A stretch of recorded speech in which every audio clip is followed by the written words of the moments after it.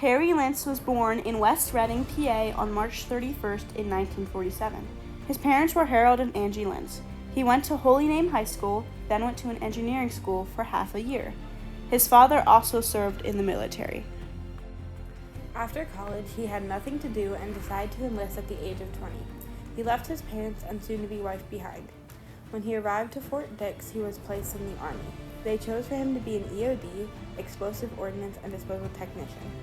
Then he arrived at Fort Gordon for basic training. He then went to Fort Huachuca in Arizona. Once he was done with training, he was sent to Germany to start his job as an EOD technician. In Germany, he had on-the-job training to learn how to defuse bombs.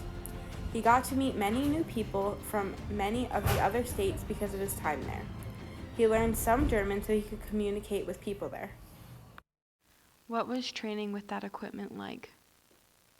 It was intense because, as I was saying earlier, I had no clue, and everything is like we would practice every day, even though we were by ourselves and all that, and you just think we didn't do anything.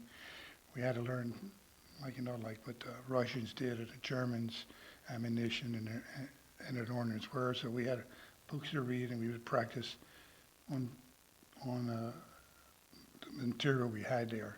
So to make sure that if we ever did find one, we know what kind it was, because it's not like nowadays when you have a robot and you had a protective suit. We didn't have that. You had to go up and look and see and kind of remember what it looked like. Like you say, every country had different details on their ordnance. So you kind of had to remember that, go back, look it up, go back and see how it could be disarmed. They had to read many books and learn about the different bomb ordinances they would be taking care of. When they were doing this job, protective suits weren't a thing, so they would have to be very careful when disposing of them. Mr. Lintz started out as a private, and as he worked hard through his 4 years, he ended with being a specialist E5. He is very proud of his accomplishment and thinks it is a fitting role. While over in Germany, Mr. Lintz got to travel to Heidelberg, Frankfurt, and Munich. He also got to go to the Munich Fest and got to explore some of the beautiful castles and churches over there in his free time. He learned how to disarm bombs with screwdrivers and other tools. Bombs could be found at construction sites and other places. If a bomb was found somewhere, Lintz and his group would usually disarm it at that place. Sometimes, if they were worried about being able to handle the bomb, they would just have to destroy it there. The bombs had 5 charges that would have to go off before Lintz and his group could work on them. Certain bombs that Mr. Lintz had to work with could have had gas in them, but those bombs were marked at the bottom so he could tell. He had to wear a gas mask most of the time.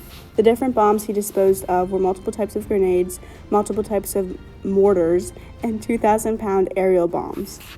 Mr. Lintz earned a few medals, like the Good Conduct Medal and his unit citation. His favorite medal he earned was when he qualified with the M14. He learned how to put it together and how to take care of it. After many long hours of practice shooting targets, he became an expert. Mr. Lintz did exciting activities like the NCO club and the commissary, watching soccer and football games with some of his German friends, watching movies, going to the gym, going skiing, and more.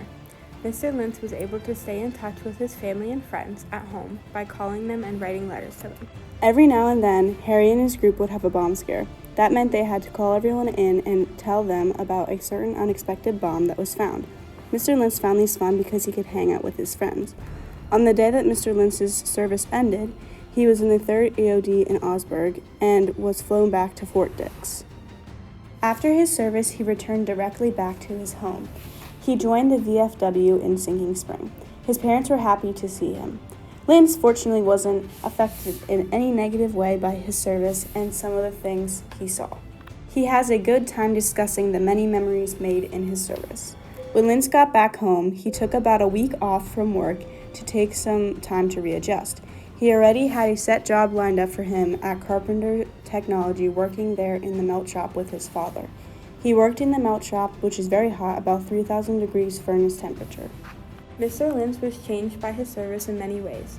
2 ways are learning to think more about his life choices and realizing what is really going on in the world. He became more social and made new friends. Also, never to take anything for granted, be courteous and friendly, and treat people with respect. What message would you like to leave for future generations who will view or hear this interview? Well, for me, I see other veterans. I always thank them for the service.